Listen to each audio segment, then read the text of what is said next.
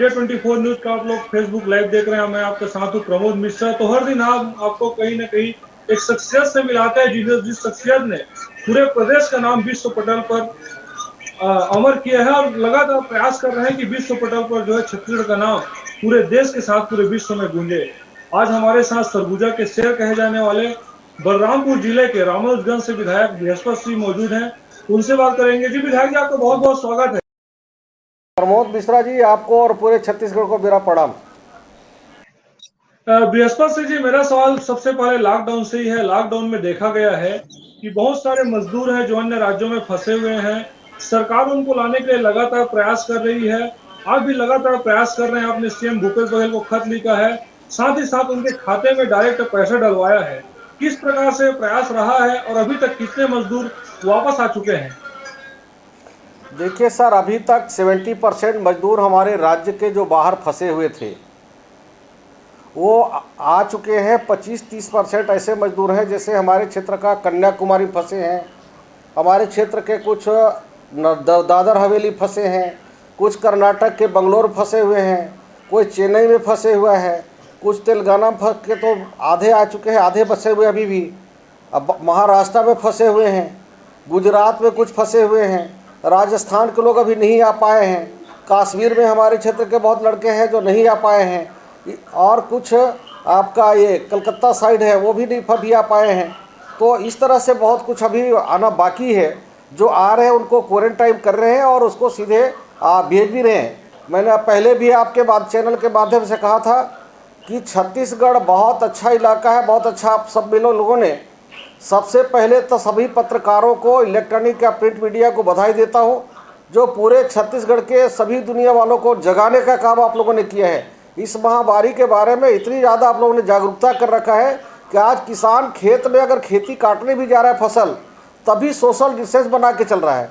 जो निरक्षर लोग हैं, जिनको कोई पढ़े लिखे नहीं हैं, उनसे भी बात करो तो बोलते हैं बाबू टीवी में आए रहीस, वो मोबाइल में मोर बेटी है देखाल है, सरगुजिया भाषा बोलते हैं मोर बेटी है देखाल है कि मैं अगर छुआए से एक आदमी में छुआए से बीमारी फैलते तेला सोशल डिस्टेंस बनाए। अगर कोई सहयोग करल है तो हमारे मीडिया के साथियों को बहुत धन्यवाद देता हूँ। दूसरे आपको बता दूँ, ये सरकार को, ये हमको केंद्र सरकार और राज्य सरकार की बातें नहीं करनी चाहिए। हम पूरे देश के लोगों को जनता ने चुनकर जनप्रतिनिधियों को भेजा है, चाहे वह हमारे छत्तीसगढ़ का सरकार हो, चाहे भारत की सरकार हो, चाहे उत्तर प्रदेश को, राजस्थान की सरकार हो या गुजरात की सरकार हो। हमें सब मजदूरों ने, देश के मजदूरों ने, जहां हमारा देश आज़ादी होने के बाद पहले सुई तक नहीं बनता था साहब, हमारे देश में सुई भी नहीं बनता था। आज हम हवाई जहाज़ से, हेलीकॉप्टर से, स्काईलैब से सारे उपग्रह में भेज रहे हैं, चंद्रमा तक पहुंचने की बात कर रहे हैं। और दुनिया को खड़ा करने में, इस पूरे भारत को बनाने में अगर मजदूरों का जितना बड़ा योगदान रहा है, मेरे ख्याल से बहुत बड़ा योगदान रहा है। और हमें इसके लिए ज़रूर ही कुछ करना चाहिए और दलगत भावना छूटकर इंसानियत के नाते हमें काम करना चाहिए। दूसरी आपको बता दूं, अगर सबसे गंभीर बात तो यह है, इसके इतने लोगों के मौत के जवाबदार कौन? ये सवाल उठता है कि हिंदुस्तान में इतने लोगों की मौत हुई और इतने लाखों लोग संक्रमित हो रहे हैं, और जैसा WHO का रिपोर्ट आ रहा है, आने वाला ये जून महीना भी बहुत लाखों लोग संक्रमित होंगे और बहुत महामारी फैल सकता और बढ़ सकता है। अभी घट नहीं रहा है, आप देख रहे हैं आंकड़े लगातार रोज के रोज कितने ज़्यादा बढ़ रहे हैं। ये पहले भी आकलन किया गया था। हमें सबसे बड़ी चूक हमारे भारत के लोगों से हुई कि देखे होंगे, जब पहला पॉजिटिव केस दिल्ली में आई, हमारे भारत में पहला पॉजिटिव केस मिला, उसी समय तत्काल ताइवान सहित कई देशों ने क्वारंटाइन भेजने लगा, सोशल डिस्टेंस बनाने लगा, और वहाँ कोई भी मौत नहीं हुई। बहुत 10 के भी दो अंक भी नहीं हैं। और उस समय भी हम बहुत, भारत के लोगों ने विलम्ब किया, हमारे जनप्रतिनिधि, हमारे नेताओं ने, जो हमारे देश को चलाते हैं, राज्य को चलाते हैं। उसी समय तत्काल हमको पालन करना चाहिए था तो इतनी महामारी और मौत नहीं होती। उस समय हम पूरे देश के लोग, पूरी दुनिया की मीडिया में सिर्फ नमस्ते ट्रंप और मध्य प्रदेश सरकार गिराने में लगे हुए थे। अगर उसी समय हम सावधानी बरते होते तो इतने लोग की मौत नहीं होती और न ही इतनी महामारी फैलती। उसी समय सरकार को चाहिए था कि तत्काल ट्रेन चला के जो जहाँ के मजदूर हैं, जहाँ जाना चाहते हैं, उनको एक हफ्ता पहले अनाउंसमेंट कर दिया जाता कि आप अपने अपने घर आना चाहते तो आ जाएं, लॉकडाउन होने वाला है, और ट्रेन करके उन्हें घरों पहुँचा दिया गया होता, उनको क्वारंटाइन कर दिया गया होता, ये जांच पूरे रोक लगा दिया गया होते तो इतने लोगों की मौत नहीं होती, इतने लोगों का वो नहीं हुआ होता। दूसरी बात आपको बता दो, आज हम चंद्रमा में जाने की बात करते हैं, दुनिया की हर सैर करना चाहते हैं। हमारे लिए कितना बड़ा विडंबना है कि जो देश को खड़ा किया जिन मजदूरों ने, उसकी रोजी रोटी की हम बात नहीं कर रहे हैं, उनको रोजगार देने की बात करना चाहिए, उनके खाने की व्यवस्था देना चाहिए। जब पूरा दुनिया महामारी से गुजर रहा है, भारत भी महामारी से गुजर रहा है, तो आज हम सारे देश के लोग, समाज सेवी संस्था हो, चाहे हमारे उद्योगपति हो, सब लोगों ने कोरोना से निपटने के लिए भारत सरकार के पास हम रकम जमा कर रहे हैं, प्रधानमंत्री सहायता कोष में, मुख्यमंत्री सहायता कोष में। लेकिन उन मजदूरों को क्या मिल रहा है साहब, जो पैदल चलते चलते पैर में छाले पड़ जा रहे हैं, रास्ते में आते आते उनकी मौत हो जा रही है, उनके खाने की हम व्यवस्था नहीं कर पा रहे हैं, उनको ट्रेन चला कर घर तक नहीं पहुंचा पा रहे हैं। ये निश्चित हम जनप्रतिनिधि इसके जवाबदेह हैं, और हम लोगों से कहीं ना कहीं ये चूक हो रहा है। सारी बात से उठकर हमको विचार करना चाहिए और इनके लिए कुछ करना चाहिए। सबसे बड़ा आश्चर्य लगता है मुझे कि जब पूरे देश दुनिया सारे भारत के लोगों ने प्रधानमंत्री सहायता कोष में जमा किया उन मजदूरों के सहायता के लिए, और हम देश के भगोड़े जो उद्योगपति हैं उनके करोड़ों रुपए उनके खाते में हम डाल देते हैं। ये हमारे निश्चित ही कहीं न कहीं हमसे चूक हुआ है, और हम जनप्रतिनिधियों से, हमारे देश के मुखिया से चूक हुआ है, इसे हमें स्वीकार करना चाहिए। और दूसरी बात बता दूं, आज समय राजनीति करने का नहीं है, आज लोगों की जान बचाने की ज़रूरत है, लोगों को रोजगार देने की ज़रूरत है। छत्तीसगढ़ बहुत हमारा उद्योग क्षेत्र में आगे बढ़ा हुआ है, उद्योग नीति को और लचीला बनाने की ज़रूरत है। जैसे हमने छत्तीसगढ़ में आ ब सा द 4 श्रेणी में वो बांटा है राज्यों को। जो बहुत पिछड़े हुए हैं, अति पिछड़े, उसको 10 श्रेणी में रखा है, और थोड़ा विकसित किया है, थोड़ा उसको 7 श्रेणी में रखा है, और विकसित अच्छा कर लिया है उसको 10 श्रेणी में रखा है, और रायपुर जैसे इंडस्ट्री एरिया को हमने 8 श्रेणी में रखा है। तो ऐसे जो 10 श्रेणी के क्षेत्र हैं जहाँ से मजदूर रहते हैं, सरगुजा जैसे, बस्तर जैसे, जंगल जैसे पहाड़ में रहने वाले लोग मजदूरी के लिए दर दर बाहर भटकते हैं, वहाँ के लिए हमें बहुत शिथिल करके वहाँ उद्योग को बढ़ावा देना चाहिए, वहाँ रोजगार खोलना चाहिए, लोगों की रोजगार देना चाहिए। जहाँ तक आज रोजगार पूरे देश की आप देख रहे हैं, सारे हर राज्यों की रिपोर्ट आ रही है, ये रोजगार गारंटी के अलावा दूसरा रोजगार गाँव में नहीं दिख रहे हैं, जिसको देश के प्रधानमंत्री भरी सदन में मजाक उड़ा रहे थे कि कांग्रेस की विफलता का प्रतीक है। इसको हम क्या बतौर रखे रहेंगे और ढोल बजाते रहेंगे, नगाड़ा बजा बजा के प्रचार करते रहेंगे। प्रधानमंत्री जी को ऐसे वक्तव्य देने के लिए देश की जनता के सामने, मजदूरों के सामने माफ़ी मांगना चाहिए, और इसको बृहद रूप में बढ़ाकर सभी गांव के सभी मजदूरों को रोजगार देना चाहिए, और सीधे उनके खाते पैसा डालना चाहिए, कहीं कोताही नहीं बरतना चाहिए। आज हमारा मजदूर जो बाहर काम करने गया था, अब वापस जाने को बाहर नहीं लग रहा है, उनके ने मन बना लिया है कि हम बाहर अब नहीं जाएंगे, हम सीधे के सीधे गांव में हम काम करेंगे, अपने परिवार के साथ आधी रोटी खाएंगे। कहते थे ना, हम आधी रोटी खाएंगे लेकिन क्या खिलाएंगे, और वैसे आज मजदूरों ने शपथ कसम खा के आए हैं, हम आधी रोटी खाएंगे, परिवार के साथ रहेंगे, और गांव में ही रोजगार अपना कमाएंगे। ये लोगों ने प्रण कर लिया है। ऐसे हमारे सारे प्रदेश सरकार हो या केंद्र सरकार हो, संयुक्त नीति बना के लोगों के लिए काम करना चाहिए, ताकि लोगों को रोजगार मिल सके। जिस साहब ये हिंदुस्तान देखा है, ये भारत, हमारे भारत के लोगों ने देखा है, जब विदेशों से हमारे देश में अनाज आते थे जहाज में लदकर, अनाज लेने के लिए लोग लाइन से खड़े होते थे, इंतजार करते थे, अनाज लेने की लड़ाई करते थे। उस समय हमारे देश के आज़ादी होने के बाद लाल बहादुर शास्त्री जैसे नेताओं ने ये जय जवान जय किसान का नारा दिया, सहकारिता के माध्यम से कृषि को बढ़ावा दिया। आज हम अनाज बेचने के लिए लड़ाई लड़ रहे हैं। आप देखते होंगे, आपके चैनलों के माध्यम से मैं देखता हूँ, लगातार इस बात की लड़ाई होती है कि मेरा धान क्यों नहीं बिका। मतलब हम अनाज बेचने की लड़ाई लड़ रहे हैं। हम अनाज खरीदने की लड़ाई लड़ते थे, आज बेचने की लड़ाई लड़ते हैं। तो हमने काफ़ी प्रगति हिंदुस्तान के लोगों ने किया है, और आगे भी हम करेंगे। और इन्हीं मजदूरों से, किसानों से, गाँव वालों से, सभी वर्गों के सहयोग से हम आगे विकास करेंगे, ऐसा मेरा मानना है। प्रधानमंत्री जी को तो मैं आपके माध्यम से निवेदन करूँगा कि आपने कहा था प्रधानमंत्री जी कि हवाई चप्पल पहनने वालों को मैं हवाई जहाज़ में देखना चाहता हूँ। हवाई जहाज़ नहीं चाहिए मजदूरों को, सिर्फ उनको घर ला दीजिए, जो घर परिवार बाल बच्चे से बाहर फंसे हुए हैं। अपने बाल बच्चे के साथ रह सके, इतना ही प्रधानमंत्री से निवेदन करूंगा। और उनको रोजगार गांव में उपलब्ध करा दीजिए, यही निवेदन करूंगा। हवाई जहाज़ की ज़रूरत नहीं है, बुलेट ट्रेन की ज़रूरत नहीं है। लोग कहते थे हिंदुस्तान के पटरी पे बुलेट ट्रेन चलेगा, बुलेट ट्रेन चलेगा, लेकिन बुलेट ट्रेन नहीं चल के आज मजदूर हवाई पटरी पे चल के आ रहे हैं और कट के मर रहे हैं। इसको बचा लीजिए। मैं आपके माध्यम से, चैनल के माध्यम से प्रधानमंत्री जी से और राज्य के सभी सरकारों से निवेदन करूंगा कि संयुक्त जवाबदारी लेते हुए मजदूरों को मदद करें, अपने अपने गाँव उनको पहुँचाने काम करें, उनको रोजगार देने काम करें। ऐसा मेरा आग्रह है, प्रार्थना है आपके पास। विधायक जी, लगातार आप जनता की आवाज को उठाते रहे हैं। मेरा सवाल यह है कि अब केंद्र सरकार जो है लॉकडाउन 5 की तैयारी में है। वहीं अगर प्रदेश की बात करें तो प्रदेश में लगभग लॉकडाउन खत्म होने को है। जिस प्रकार से शनि और रविवार को पूर्ण लॉकडाउन की घोषणा पहले की गई थी, अब उसको सरकार ने वापस ले लिया। शनि और रविवार को पूर्ण लॉकडाउन नहीं होने वाला है।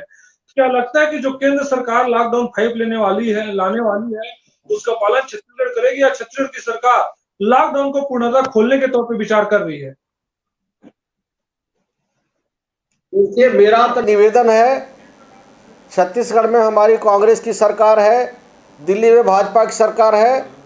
पार्टी अपने, जब तक कोरोना से हम गुजर रहे हैं, इस संक्रमण से गुजर रहे हैं, तब तक दलगत भावना से छोड़कर एकजुट होकर पहले लोगों की जान बचाने का काम हमको करना चाहिए। और इससे बड़ा हमारा धर्म कुछ नहीं हो सकता है। अगर हम बहुत ज़्यादा छूट करते हैं, बहुत ज़्यादा हम करते हैं, तो सरकारों से मेरा आग्रह है, गुजारिश है आपके चैनल के माध्यम से कि सबसे पहले सुरक्षा, सबसे पहले उनकी जान बचाने का काम करिए। आप देखते हैं कोई भी कार्यक्रम अभी हो जाते हैं, होता है तो बहुत लोग पॉजिटिव केस मिलने लग रहे हैं। कहीं फैक्ट्री में भी पॉजिटिव केस मिला और कई जगह मिल रहे हैं। लगातार संक्रमण बढ़ता जा रहा है, जो हमने सपना में भी नहीं सोचा था। अभी तक हम बड़े शान से बोलते थे कि हमारा छत्तीसगढ़ में अभी तक कोई भी कोरोना से मौत नहीं हुआ, लेकिन 1-2 दिन से दस्तक दे दिया। आपके चैनल के माध्यम से दे रहे, लगातार मौत भी होने लगे हैं और ये तेज़ी से बढ़ सकता है। इसलिए आपके माध्यम से राज्य सरकारों से भी कहूँगा, मुख्यमंत्री से भी मिलकर निवेदन करूँगा व्यक्तिगत तौर पे भी, कि बहुत ज़्यादा भीड़ न हो। अगर बाजार भी खोलना है आप खोलिए, लेकिन सोशल डिस्टेंस का पालन करिए, नंबर 1। अगर बस चलाना है चलाइए, लेकिन सोशल डिस्टेंस का पालन करिए। तीसरा मेरा आग्रह है कि उद्योग धंधा भी जो चलाने आप जा रहे हैं करिए, लेकिन उसका सेटलाइज हो, उसकी बचाव की प्रयास हो, सारे लोगों का जांच लगातार हो, ताकि कोई संक्रामित व्यक्ति और दूसरे को संक्रामित मत करे। छत्तीसगढ़ हमारा बचे रहेगा, सुरक्षित रहेगा, हिंदुस्तान के लोग बचे रहेंगे, सुरक्षित रहेंगे, जान जीव बचा रहेगा, तो बहुत हम उद्योग फिर चलाएंगे, फिर आगे बढ़ेंगे। मानता हूँ जीडीपी गिर रहा है, उद्योग धंधे बढ़ रहे हैं, आर्थिक स्थिति सरकारों की संकट में आ रही, चाहे राज्य सरकारें हो चाहे केंद्र सरकार हो, क्योंकि सारे उद्योग बनने से आर्थिक संकट भी आ सकता है देश में, राज्य में। तो उसको बचाने के लिए सरकारें प्रयास करें, लेकिन इसके बावजूद भी जिंदा रहना, सुरक्षित रहना बहुत ज़रूरी है। हम हिंदुस्तान के लोगों ने देखा है, जब सारे हमारी दौलत हिंदुस्तान को लूट के अंग्रेज़ों ने ले गया था, इसके बाद हमने जीरो से शुरू किया, साहब माइनस से शुरू किया, इसके बाद भी हम यहाँ तक पहुँचा है। तो ये हमारा कोरोना कुछ दिन के बाद, जब तक हमारा इसके वैक्सीन ना निकल जाए, जब तक दवाई ना निकल जाए, तब तक हमें सतर्क बहुत रहने की आवश्यकता है, ऐसा मेरा मानना है। बृहस्पति सिंह जी, मेरा एक सवाल ये भी है, जिस प्रकार से लगातार हम देख रहे हैं छत्तीसगढ़ में कोरोना के मामले काफी तेजी से बढ़ रहे हैं, ऐसे में शराब दुकान खोल दिए गए हैं, लगातार लोगों की भीड़ हो रही है। साथ ही साथ क्वारंटाइन सेंटर से लगातार खबरें आ रही हैं पूरे प्रदेश से कि क्वारंटाइन सेंटर में व्यवस्था का आलम है। कहीं कहीं ये देखा जा रहा है कि अगर बिजली और पंखे की व्यवस्था है तो वहाँ लाइट की व्यवस्था नहीं है। ऐसे में क्या लगता है कि सरकार को क्वारंटाइन सेंटर में सुधार की आवश्यकता है और आने वाले दिनों में क्वारंटाइन सेंटर में सुधार देखने को मिलेगा? देखिए, कोरोना अभी ख़त्म नहीं होने वाला। जब तक कि वैकेंसी उसकी दवाई नहीं निकल आता, तब तक अभी कोरोना ख़त्म नहीं होना। कोरोना को हमें कोरोना के साथ साथ उनके लगातार अभी चलेगा कोरोना। उससे हम कैसे बचें, कैसी व्यवस्था करें? सरकार को ये चाहिए कि हर ज़िले में, हर ब्लॉकों में, कहा जाए तो हर क्षेत्र में कोरोना के लिए अलग सुरक्षित स्थान बना देना चाहिए। उसके रखने की, वहाँ खाने की, उनके रहने की सारी व्यवस्था करना चाहिए। केंद्र सरकार, राज्य सरकार को नीति बनाना चाहिए कि पूरे देश में हर जगह कोरोना सेंटर बना दिया जाए, जहाँ रहने का, खाने का और उसके अनुभवी प्रशिक्षित व्यक्ति को वहाँ ड्यूटी लगाना चाहिए। ऐसा नहीं कि हम ड्यूटी लगाए, वही कई जगह बाहर आया रही आप लोग के माध्यम से देख रहा हूँ कि कई ऐसे लोग जो ड्यूटी में लगे हैं वही संक्रामित हो जा रहे हैं। इस बात को भी हमें ध्यान रखना होगा। कई जगह हमने देखा, सुनने में भी आया कि कोरोना सेंटर के अंदर में सांप घुस जा रहा है, कई जगह ये बातें आ रहा है कि खाने का ढंग से नहीं मिल पाया, कई जगह बात आता है कि आपस में विवाद कर हो जा रहा है। तो ऐसा भी नहीं कि हमारे 50 लोग वहाँ पे हैं, अब एक कोरोना पॉजिटिव व्यक्ति को हम उसमें डाल दिए तो 50 लोग संक्रमित हो जाएंगे। तो कोरोना टाइम में भेजने के पहले भी ढंग से उसकी जांच करके तभी भेजना चाहिए। थोड़ा भी अगर संदेह है तो उसको तत्काल वहाँ से हटा देना चाहिए, उसकी जांच करा लेना चाहिए ताकि एक दूसरे व्यक्ति को संक्रमित न कर सके। तीसरे, सरकारों से आपके माध्यम से आग्रह है कि सभी कलेक्टरों को, सभी एसडीएम को, सभी प्रशासनिक अधिकारियों को निर्देश दिया जाना चाहिए कि सभी कोरोना सेंटर में वही हमारे हिंदुस्तान के ही तो लोग हैं, हमारे राज्य के ही तो लोग हैं, जिन लोगों ने हमको आपको यहाँ कुर्सी में बैठाया है, प्रधानमंत्री जी को बैठाया, मुख्यमंत्री को बैठाया, हम विधायकों को बैठाया, सबको बैठाने वाले यही मतदाता है जिसको हम लोग, जो लोगों ने बनाया है, और हमारे यही हमारे निर्माता हैं, और हमारे निर्माता ही हमारे बनाने वाले लोगों ही अगर तकलीफ होंगे तो हम कैसे सुखी रह सकते।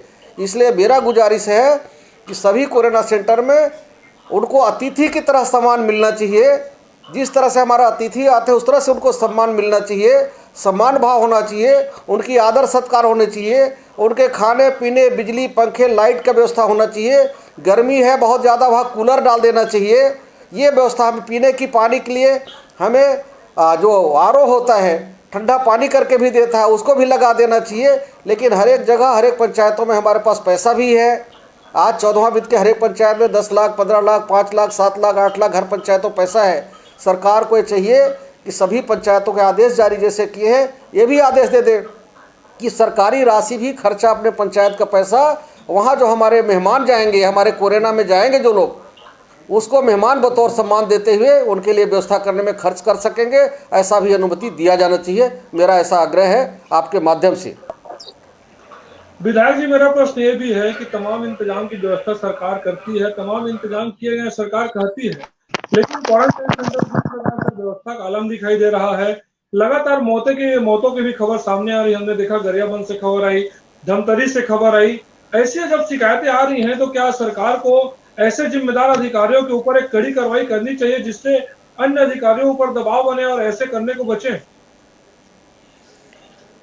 मेरा तो आग्रह ये है कि जो अधिकारी भी, कर्मचारी भी हमारे आपके बीच के हैं और कोरोना जो क्वारंटाइन में रखे हैं, उनसे कैसे व्यवहार किया जाए, उनके साथ कैसी व्यवस्था किया जाए, उनके लिए किस तरह से अतिथि बतौर व्यवहार किया जाए, उनके लिए जो प्रशिक्षण विधिवत देना चाहिए, उनके दिशा निर्देश दिया जाना चाहिए, उनको समझाना चाहिए। अगर इसके बाद भी कोई बदमाशी अगर करता है तो उसके खिलाफ कार्रवाई भी किया जाना चाहिए। दोनों बात है। और तीसरी बात, हमें कई जगह ये शिकायत मिला कि लोगों ने कहा कि हमको आर्थिक मदद नहीं मिल पा रही है। तो हमको आग्रह है कि भारत सरकार और राज्य के सरकारों को स्पेशल क्वारंटाइन के लिए अलग से फंड व्यवस्था दिया जाना चाहिए। उनके खाने का, रहने का, वहाँ सुविधा के लिए, सारी व्यवस्था के लिए अलग से फंड दिया जाना चाहिए ताकि उसके बहुत स्थानीय लोगों के ऊपर ज़्यादा उसका प्रेशर भी न हो। क्योंकि गांव के लोग कहते हैं ना, मेहमान आया 4 दिन का, तो 4 दिन 1 हफ्ता तक तो चलता है। लगातार एक क्वारंटाइन सेंटर समाप्त हो रहा है 16 दिन 14 दिन, इसके बाद दूसरी टीम पहुंच जा रही है, तो लोग भी मेहमानबाजी करते थक रहे हैं। इसलिए हम अगर उसको मदद नहीं करेंगे तो मेहमानबाजी करने वालों का हौसला कम हो जाएगा। उसकी हौसला बुलंद रखने की ज़रूरत है। ऐसा उत्साह गाँव वालों में होना चाहिए कि आज आया है तो हम उसको अच्छा करके भेजे हैं तो और दूसरा हमारा साथी आएगा, उसको हमें अच्छा मदद कर सके। ऐसा हमें माहौल पैदा करना चाहिए आप सबको मिलकर। जिस तरह से आप सब मीडिया के साथियों ने, प्रशासन के लोगों ने ऐसे मुसीबत के क्षण में आप लोगों ने बहुत मेहनत किया है, पूरे राज्य को बचाने में, सुरक्षित रखने में बहुत मदद किया है। इसलिए आप सबको बहुत साधुवाद, बधाई देता हूं। और हमारे जनता को, हम सबको, हमारे जनता को और हम सब जनप्रतिनिधियों को भी, सबको जगाने का काम आप मीडिया के साथियों ने किया है। इसके लिए कोटि कोटि साधुवाद नमन करता हूँ। आप सबको बहुत धन्यवाद देता हूँ।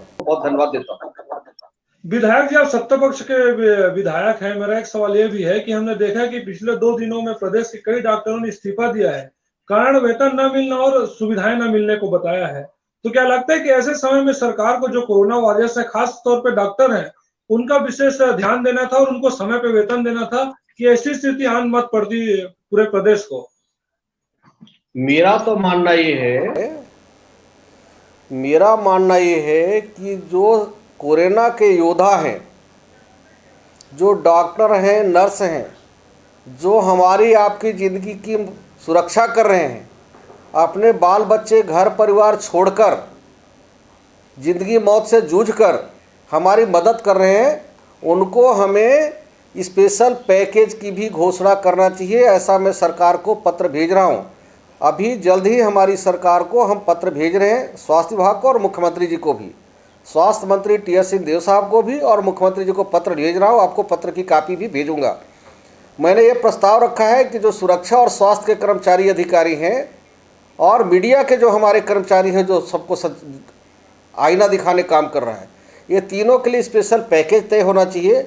स्पेशल अलग से एक हमारी योजना बननी चाहिए जो उनको हम मदद कर सके, उसको प्रोत्साहन मनोबल बढ़ाए रखने के लिए करना चाहिए। और डॉक्टरों के लिए तो बहुत ज़रूरी है, उसके सारे किट, सारे उनके जो ड्रेसेस होते हैं, सारे चीज़ें की व्यवस्था हमको करना बहुत ज़रूरी है। जो हमको अपने सुरक्षित रहेगा, खुद सुरक्षित रहेगा, तब हमें सुरक्षा देगा।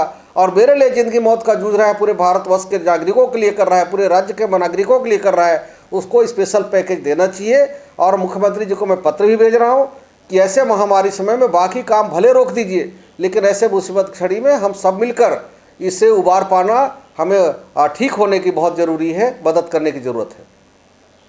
विधायक जी के ऐसे प्रवासी लगातार हमारे पास कॉल आते हैं जो अन्य राज्यों में फंसे हैं। उनका कहना है कि सरकार कह रही कि ट्रेन आने वाला है, लेकिन ट्रेन उन तक पहुंच नहीं पा रहा है, लोग लगातार परेशान हो रहे हैं। ऐसे लोगों को क्या कुछ संदेश देना चाहेंगे आप एक सत्ता पक्ष विधायक होने के नाते?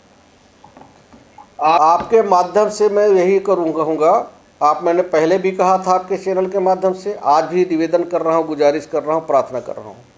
ये मुसीबत की घड़ी है। हमारे क्षेत्र के मजदूर हों, व्यापारी हों या और कोई लोग लॉकडाउन में बाहर फंसे हैं, धैर्य, हिम्मत और साहस से काम लेने की ज़रूरत है। हड़बड़ाए नहीं, सरकारें लगातार प्रयास कर रही हैं। हो सकता है कहीं आगे कहीं पीछे वाहनें गई हैं, कहीं ट्रेनें लेट गई है, कहीं जाने का टाइम था कैंसिल भी हो गया है, कई बार ऐसी परिस्थिति हो गई है। तो उसको धैर्य बनाए रखें, क्योंकि आपको ससुरक्षित सम्मानपूर्वक लाने की जवाबदारी राज्य की सरकारों का और केंद्र की सरकारों का, सभी चुने हुए निर्वाचित जनप्रतिनिधियों का दायित्व बनता है। और सब लोगों ने मेरे ख्याल से ऐसे मामले में कंधे से कंधे मिलाकर काम करने और करने की ज़रूरत भी है। कहीं कहीं चूक हुई है, टाइम पे नहीं मिल रहा है। मेरे मोबाइल में भी लगातार आप देख रहे हैं फ़ोन आ रहा है, केरल से, कन्याकुमारी से, तमिलनाडु से, बंगलोर से, वेस्ट बंगाल से, कश्मीर से, लगातार लोग संपर्क कर रहे हैं। अपनी मोबाइल नंबर सहित लोग भेज भी रहे हैं। जो लिस्ट भेजा था उसमें से बहुत अभी तक नहीं आ पाए हैं, उनको भी सरकार को हमने पत्र किया है। आज ही मैंने उनके मंत्रियों से ही बात की है और 2 दिन पहले मुख्यमंत्री से बात हो गई है। और आज कल तैयार करके हम विधिवत सबको भेज रहे हैं कि तत्काल इनको लाने की, सब काम छोड़ के पहले उनको लाने की व्यवस्था करिए, उनके घर पहुंचाने की व्यवस्था करिए और उनके खाने की व्यवस्था करिए। और जो मजदूर आ चुके हैं, अब खेती का समय आ रहा है, अभी तक बेचारे क्वारंटाइन में रहेंगे तो खेती कैसे करेंगे, उनके खाद बीज के लिए पैसा चाहिए, ये भी सुनिश्चित करिए मदद करने का, ये जरूर करें। और जो आपने बात कहा, सबसे महत्वपूर्ण बात कि आज हमें डॉक्टरों को, स्वास्थ्य कर्मचारियों को, सुरक्षा कर्मचारियों को और मीडिया को, 3 वर्ग जो हमारा है, जो लगातार कोरोना योद्धा के रूप में काम कर रहा है, सरकारों को स्पेशल पैकेज इनके लिए तैयार करना चाहिए, इनको देना चाहिए, मदद करना चाहिए और राहत पहुंचाना चाहिए, ताकि उनका मनोबल किसी कीमत पर न उतरे। ऐसा मेरे माध्यम से, आपके माध्यम से मेरा आग्रह है और प्रार्थना है। विधायक जी का अंतिम सवाल है, खबर आ रही है कि 30% कटौती सरकारी कर्मचारियों के वेतन में की जाएगी। आप सत्ता पक्ष के विधायक हैं, आप इसके पक्ष में हैं कि विपक्ष में हैं? चाहे हम पक्ष में हों या विपक्ष में हों, सबसे पहले हम जनता के प्रतिनिधि हैं और उसके प्रति हम जवाबदेह हैं। चाहे वह शासकीय कर्मचारी हो, अधिकारी हो, आम जनता हो, व्यापारी हो, चाहे किसी भी वर्ग के हों, हम सभी के लिए जवाबदेह हैं। और ऐसे समय में किसी की भी तनख्वाह 1 रुपये भी काटना नहीं चाहिए। अगर ऐसा कहीं से बात आ रहा है तो मुख्यमंत्री से बात करेंगे और आग्रह करेंगे कि किसी भी कीमत में किसी भी कर्मचारियों का 1 दिन का भी वेतन नहीं अभी ये काटने का है। अपनी स्वेच्छा से जो देना चाहते हैं ऐसे बुरे समय में, सरकार जो मुख्यमंत्री सहायता को उसमें देना चाहते हैं वो दे, लेकिन सरकार ये फरमान जारी करके ऐसा काटना कदापि उचित नहीं है। इससे मैं सहमत नहीं हूँ। अगर किसी अधिकारियों ने ऐसा प्रस्ताव दिया होगा, मुझे जानकारी जैसा आप लोग माध्यम से कि वित्त विभाग से ऐसा प्रस्ताव जा रहा है, इस संबंध में वित्त मंत्री और मुख्यमंत्री, राज्य के मुख्यमंत्री जी ही हैं, उनसे भी आग्रह करेंगे कि किसी भी कीमत पर ऐसे प्रस्ताव को नहीं लाना चाहिए और लागू नहीं होना चाहिए। अभी हमें सबको मिलकर प्रोत्साहित करके आगे लाने की ज़रूरत है, हमें सुरक्षित बचाने की ज़रूरत है। अगर हम कर्मचारियों का हम तनख्वाह काटेंगे तो उनका मनोबल गिर जाएगा और उत्साह से वो काम नहीं करेंगे। इसलिए इस तरह का प्रस्ताव तत्काल रोक देना चाहिए और किसी कीमत पे किसी की मजदूरी तो काटने का सवाल ही पैदा नहीं होता, किसी तनख्वाह काटने का सवाल ही नहीं होता है। कर्मचारी अधिकारी पूरे प्रदेश के हमारे हेड्स हैं, हाथ वहाँ हैं, हमारे हाथ पाँव हैं, कान आँख हैं, हर जगह की खबर यही करते हैं। ये हमारे कोरोना योद्धा ग्रुप में कर रहे हैं, सभी क्वारंटाइन सेंटर में ही देखने काम कर रहे हैं। हमारा कोई मंत्री, मुख्यमंत्री या हम विधायक क्वारंटाइन का निरीक्षण रोज नहीं करने जा रहे हैं। अगर जा रहा है तो प्रशासनिक अधिकारी जा रहा है, वहाँ का सरपंच सचिव जा रहा है, खबर लेने के लिए जा रहा है तो पत्रकार लोग जा रहे हैं। लेकिन हम आप घर बैठे इंटरव्यू दे रहे हैं, हम हर क्वारंटाइन सेंटर पे नहीं जा रहे हैं, उनके चावल दाल देखने नहीं जा रहे हैं, उनके खाने की व्यवस्था नहीं देख रहे हैं। और जो लोग ऐसे काम कर रहे हैं उनकी हम किसी भी कीमत पे 30% और 25% नहीं, हम तो कहते हैं 1% भी नहीं कटना चाहिए। क्यों कटना चाहिए? उसका नहीं कटना चाहिए। अगर ऐसी कोई बात है तो माननीय मुख्यमंत्री से मैं बात करूंगा और किसी कीमत पर ऐसा लागू नहीं होना चाहिए प्रदेश में। बृहस्पति सिंह जी, आपने बहुत बड़ी बात की है कि वाकई में जिस प्रकार से देखा जाता है कि जो कोरोना योद्धा है, चाहे स्वास्थ्य कर्मी हो, चाहे सुरक्षा कर्मी हो, चाहे मीडिया कर्मी हो, क्वारंटाइन सेंटर तक पहुंचते हैं और सरकार की जो सुविधाएं हैं उनका जायजा लेने निश्चित तौर पर पहुंचते हैं। तो आपने एक बहुत बड़ी बात कही है। तो ये थे हमारे साथ विधायक बृहस्पति सिंह जी, जिन्होंने लगातार मुखग्र होकर सरकार के सामने जो अपना पक्ष रखा है। हालांकि वो सत्ता पक्ष के विधायक हैं, फिर भी से उन्होंने जो कमी जो देखने को मिली है उसको सबके सामने रखा है। और निश्चित तौर पर जिस मुखग्रता के लिए जाने जाते हैं, आज मुखग्रता में देखने को मिली है। विधायक जी, आपका बहुत बहुत धन्यवाद। और सभी जनता से यही अपील है कि जिस प्रकार से विधायक जी ने भी कहा है कि हमें लॉकडाउन का पालन करना चाहिए, कि एक मुश्किल समय, उस मुश्किल समय में हम सबको साथ रहकर खड़ा होना चाहिए। तब तक के लिए देखते रहिए मीडिया 24 न्यूज। जय हिंद। धन्यवाद सर।